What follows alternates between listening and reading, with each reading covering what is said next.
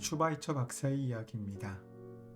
어느 해 그는 모금 운동을 위해서 고향으로 돌아오게 되었습니다. 이 소식을 듣고 열차역에는 수많은 환영 인파들이 몰려 나와 있었습니다. 사람들은 그가 1등 칸으로 나올 줄 알고 그곳에서 기다렸습니다. 그런데 막상 기차가 도착하자 뜻밖에도 슈바이처 박사는 3등 칸에서 걸어 나왔습니다. 영접객들은 아니 박사님 같으신 분이 왜 3등 칸을 타고 오셨습니까? 라고 물었습니다. 그러자 슈바이처 박사는 이렇게 대답했습니다. 4등 칸이 있어야 말이죠. 그래서 할 수 없이 3등 칸을 탔습니다. 물이 낮은 곳을 향해 흘러 모이듯 하나님의 능력 역시 그 낮은 곳에서 만나고 누릴 수 있습니다. 그 낮은 곳, 겸손의 자리에 서는 하루가 되시기를 바랍니다.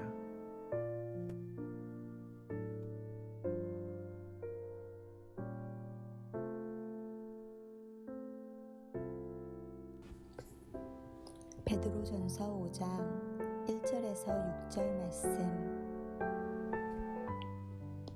너희 중 장로들에게 권하노니 나는 함께 장로된 자요 그리스도의 고난의 증인이요 나타날 영광에 참여할 자니라.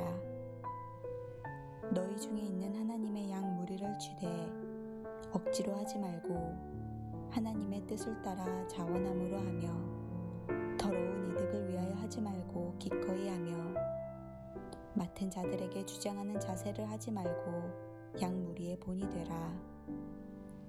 그리하면 목자장이 나타나실 때에 시들지 아니하는 영광의 관을 얻으리라. 젊은 자들아 이와 같이 장로들에게 순종하고 다 서로 겸손으로 허리를 동이라. 하나님은 교만한 자를 대적하시되 겸손한 자들에게는 은혜를 주시느니라. 그러므로 하나님의 능하신 손 아래에서 겸손하라. 때가 되면 너희를 높이시리라.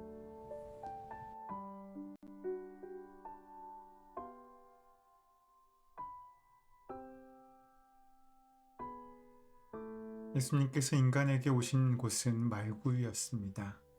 말구유라는 구체적인 상징을 통해 주님께서는 우리에게 진실의 말씀을 건네십니다. 부서지기 쉬운 가장 약한 모습으로 예수님께서는 우리에게 오셨습니다. 그때 그곳은 추웠습니다. 양들이 있었고 그들의 배설물 때문에 냄새가 났습니다. 그러나 그 초라한 곳에 부족한 것은 아무것도 없었습니다. 겸손한 사람은 이 아기 예수의 탄생을 이해할 수 있습니다. 교만한 우리 영혼이 부수어져 온전히 낮아지면 하나님의 생명의 자리를 이해할 수 있습니다. 리하르트 데멜이 말했듯 우리 자신을 지나치게 중요하게 여기거나 지나치게 비하하지 않으면 이해하지 못할 것은 없습니다. 베드로는 우리에게 걱정과 염려로 세월을 보내지 말라고 합니다. 염려를 주님께 맡긴다는 말은 염려는 우리의 일이 아니라는 뜻입니다. 오히려 우리가 할 일은 뜨겁게 사랑하고 은사를 따라 섬기고 선한 양심을 따라 사는 것이라고 권면합니다. 6절 말씀은 이렇게 우리에게 말씀하십니다. 그러므로 여러분은 하나님의 능력의 손 아래로 자기를 낮추십시오. 때가 되면 하나님께서 여러분을 높이실 것입니다. 그리고 그 말씀은 이렇게 이어집니다. 이 말씀 이후 모든 걱정과 염려를 주님께 맡기라고 말입니다. 다시 말하면 하나님의 능력의 손 아래 나의 염려와 근심을 드리라는 것입니다. 그것을 겸손이라고 표현하고 있습니다. 겸손은 나를 낮추고 남을 높이는 것을 말합니다. 그런데 주님 앞에서 나를 낮추고 주님을 높이는 방법은 무엇이겠습니까? 다른 말로 주님을 경배하는 방법 말입니다. 어쩌면 나의 염려, 나의 고민, 나의 걱정들을 주님께 주님의 은혜의 능력에 맡기는 것 아니겠습니까? 나의 무거운 짐들을 그분께 맡기는 것 말입니다. 모든 것을 부모의 손에 맡기고 몸을 던지는 아이처럼 말입니다. 사람을 바꾸고 세상을 바꾸는 일은 우리가 못하는 일입니다. 그러나 사람을 사랑하는 일은 우리가 할 수 있는 일입니다. 그러니 결과는 주님께 맡기고 우리는 우리가 할 수 있는 일만 하면 됩니다. 사람이 변할까? 세상이 변할까? 걱정과 염려 때문에 정작 우리가 할 수 있는 사랑, 우리가 할 수 있는 섬김은 하지 못하고 시간을 낭비하는 모순에 빠지지 맙시다.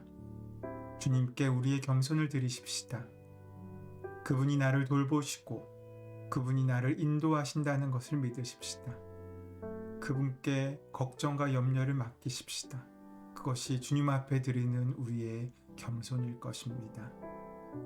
카우만의 산정을 향하여 라는 책에는 이런 이야기가 등장합니다. 가시나무 한 그루가 있었습니다. 그곳에 정원사가 왔습니다. 정원사가 가시나무가 나 있는 주위를 파고 있을 때 가시나무는 혼자 중얼거렸습니다. 이 사람은 무엇을 하고 있는 것일까?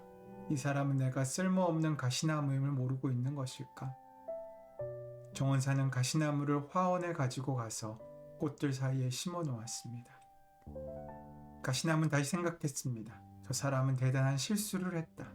나 같은 가시나무를 이런 훌륭한 장미나무 사이에 심어 놓다.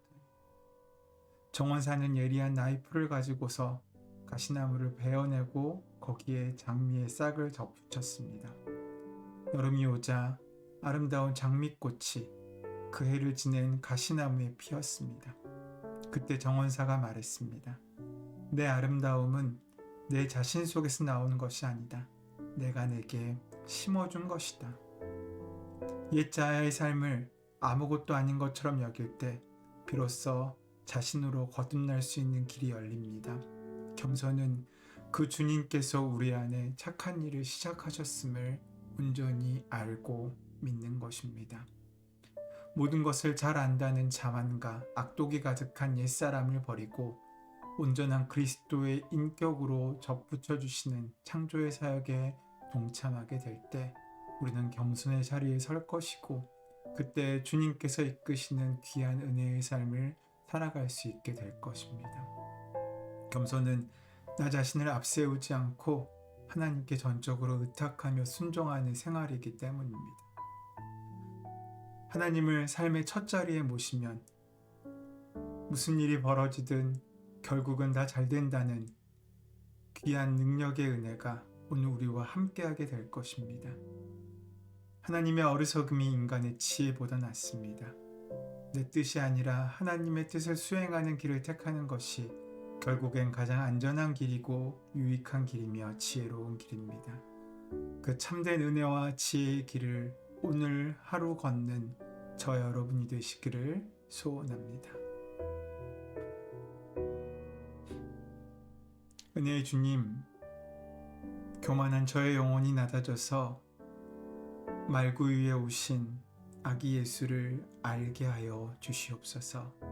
그 주님을 만나게 하여 주시옵소서. 그 주님 앞에 경배하게 하여 주시옵소서. 연약한 우리의 모습 이대로 나가서 우리의 모든 것을 주님께 맡기는 귀한 은혜에 복된 삶을 살 수 있도록 역사하여 주시옵소서. 오늘 하루 시작하며 하나님을 우리의 첫 자리에 맡깁니다. 하나님께서 우리의 첫 시작이 되시고 첫 발걸음이 되시고 함께 하셔서 그 주님을 따르는 하루가 은혜가 이루어지는 복된 하루로 설 수 있게 하여 주시옵고 주님의 십자가를 감당할 수 있는 은혜와 능력의 사람으로 깊어지는 우리가 될 수 있도록 인도하시고 역사하여 주시옵소서. 주님께서 함께 하실 줄 믿사오며 감사하며 예수님의 이름으로 기도드립니다. 아멘.